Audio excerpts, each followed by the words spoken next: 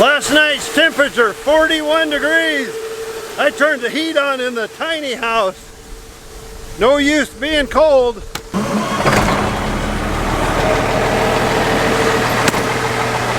Pretty soon I'm going to need to bring some gloves.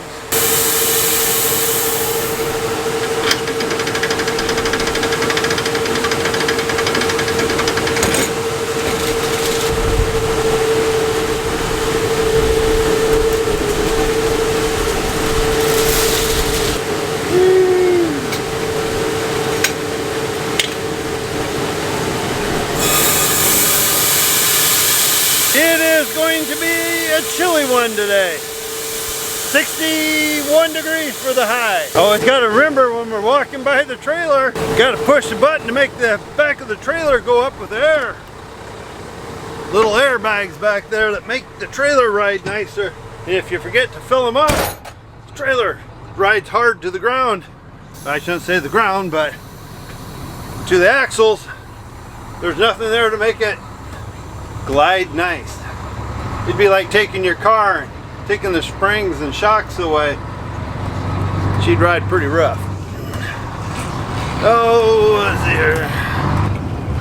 There we go.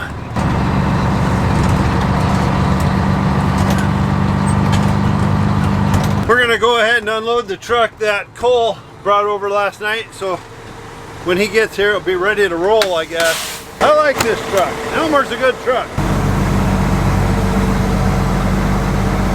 This is why I say it's slow. Rated at 8,000 bushels an hour. Maybe I think of 8,000 bushels an hour, it'd be 8 semis unloading an hour. One nice thing I do like about our unloading system, something that our local electrician hooked up, we have sensors, or when the augers start to run empty, it will run for, I don't know if it's 45 seconds or a minute, to make sure the auger is empty, and it will automatically shut off. And then the next item shuts off, which would be the grain leg, after like a minute. So everything gets emptied out before it shuts off, so we can dump. Since it takes so long to unload, we can be gone. So if it takes 20 minutes for the pit to empty out, we're not sitting here, we can get back on the road to get to the field. It always makes you kind of question what's going on when you pull in the field. We just pulled with this semi. This semi is still sitting here. That semi is still sitting there. 2 grain carts are sitting there. The combine's sitting there. The fuel trailer's sitting there. Another pickup sitting here. So then you worry, is something wrong with the combine? Why is the combine not moving? So we need to check it out and find out what's going on. Hopefully nothing major, but I see people stand on the back of the combine, so that's a sign that something's going on. So we got to find out what's going on. So it won't spin on one of the spreaders, so we're just going to run it with one spreader right now. Oh, okay. So anyhow, we're putting all the blame on Zach. It's something that broke that nobody has control of, but Zach did it. I know. I looked at it wrong. Did you guys get food? She brought pizza, breakfast pizza, if anybody wants any. Oh, all right. Pizza in there if you want any. Yeah, thank you. I did not see the combine sneak up behind the back of the semi-trailer, but it sounds like we got just a little breakdown. I don't know if you can see this wind. Well, you can't see wind probably, but you can see the debris floating around. The wind is really picking up. And that's one thing we don't... Well, now where's he going? He left. I don't know where he's going. So there's probably no need of me sitting in the wind getting blowing all over, so I might as well go back in the truck and sit there where it's nice and cool and warm and dry and not so windy. All right, hopefully we can get this thing put together in record time and back in the speed of the things and get things done. Actually, one of our spinners on the back of the combine, I guess, the shaft broke, and I think Cooper's got, hopefully got things. I was holding oily hoses, so I didn't get to film it, but we had to replace this motor with a shaft in there and then put our spinner back on, so I think we're up and ready here. We're close. Yeah. It was on the quarter inch. Zach's gonna fire up the engine, make sure the pump and everything's working, have an oil surge, and go, zoom, and it'll take off. Now we'll make sure we don't get hit in the head. So it looks like the 9230 case combine is ready to go back to the corn. Oh, just bouncing down the road. Beautiful, beautiful day. And why I say that is it's kind of windy out there and it's like 61 degrees, but with the breeze it's making it feel cooler. So sitting in the semi today actually feels pretty good. Listening to the radio, just kicking back and watching traffic. But I'm going to show you something up here in just a little bit. Something that happened this morning, and I'm probably guessing the people in the car that this happened to are probably making a stop at the local gas station to borrow some toilet paper out of the bathroom. But here we go, guys. Up here at this corner, I'm going to turn right, so I have to get way over in the left lane to be able to make my corner here. And this is an angle road, so I got to come up here, stop, make sure it's clear. But I started turning this morning. Happened to notice in my mirror when I was getting out here on the road, the person behind me decides he's going to pass me as I'm making the corner. So I was coming over back into my lane, and I'm glad I noticed them there so I could stay over. And I noticed their look in their face when they realized what was happening. They about got pushed off the road. But luckily nobody got hurt. No scratches, no nothing. Kind of getting down there where we can smell the end of the tunnel and see the light. But we still got probably 170 acres left roughly, but we're getting there. We just pulled in a field, 30 acres. Looks nice, but if you look down there, do you see how some of these tops are falling over? Well, that's a little wiener. Probably shouldn't say that. That's a little ear of corn. Right now we've been getting some wind, and it's not super strong, but in a few days they're talking maybe 35 to 40 mile per hour winds. That's when you get a little bit nervous because, well, start getting too strong of a wind and before you know it, boom! See how that just snapped over? Boom! That one snapped over. Boom! And you start getting them to snap over. As long as you can get your row units underneath, you can pick them up. But strong wind, these stalks are kind of weak.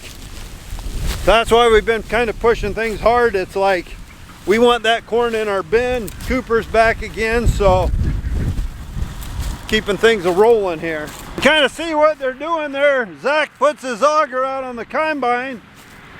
The grain cart pulls up beside the combine, and then it'll start dumping corn from the combine into the grain cart, and then when the grain cart's full, it will come up to dump on the semi. We have ag leader monitors in the combine, ag leader equipment in the tractor, so they can log on to each other, and it's really nice. Then you don't even have to, you can just sit there and let the tractor auto steer. Sorry for belching in your guys' face there, it just kind of came out, so I do apologize for that. But with the auto steer, then you don't have to drive the tractor and it will stay right beside the combine, which is a really nice feature. You can't run into the combine. So you can kind of see now how the combine is dumping the corn into the grain cart. And then we got the little spare auger wagon over here. I know a lot of people ask, why do you got two grain carts? It's stupid, crazy, waste of time, money. Well, it's really not, because when that big grain cart comes to unload on the semi, well, the combine's going, it's getting full again. The combine don't have to stop. The little cart goes. It would be nice to have a cart that was 1,000 bushels, so when that second one's full, it'd be a full semi load. But we do with what does work. And here comes Zach. He's running a 12 row. This is a Calmer corn head.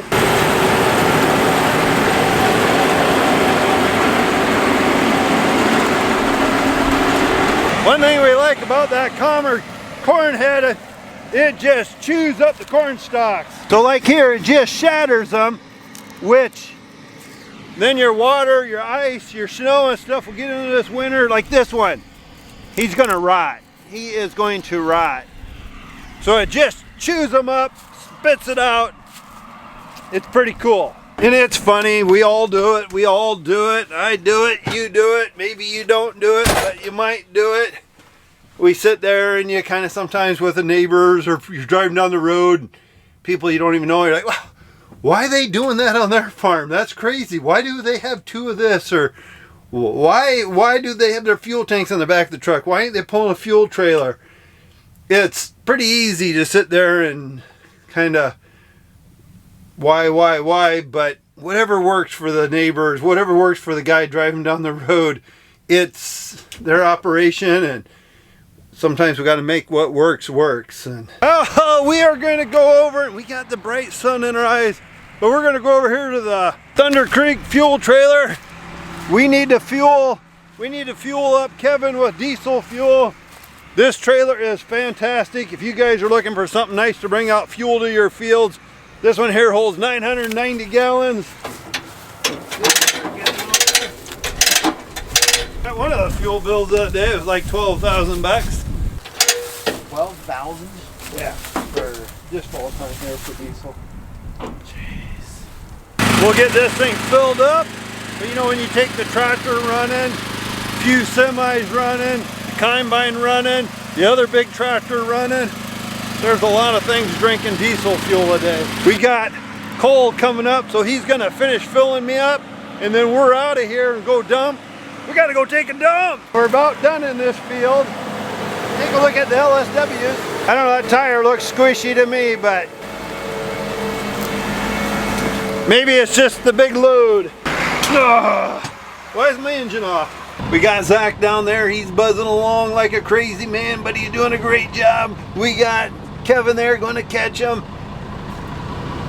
This is going to be nice. We are going to move to the next field tonight, so it's a good feeling. We're going to be moving to the last field, and I got the hiccups. We just got moved over to the other field here, so this is our last final field. I think it's, I don't know, 145 acres or something like that, but it's like a mile long, and I think, I'm not sure if it's a half mile wide but it's a long field. It is dark. I don't know if you can see that, but the boys are getting things started, so we're getting a good, we want to run, oh man, now you can't see me. We want to try to get to like 7 o'clock at night. Let me look. It's 7 o'clock at night, so we want to try to run for probably 4 hours maybe. Try to get a good chunk opened up here, and then hit it hard tomorrow and try to get this done. I was reading comments, and like I told you guys, I love reading comments. Somebody says, hey Daddy Cornstar, do you watch your own videos?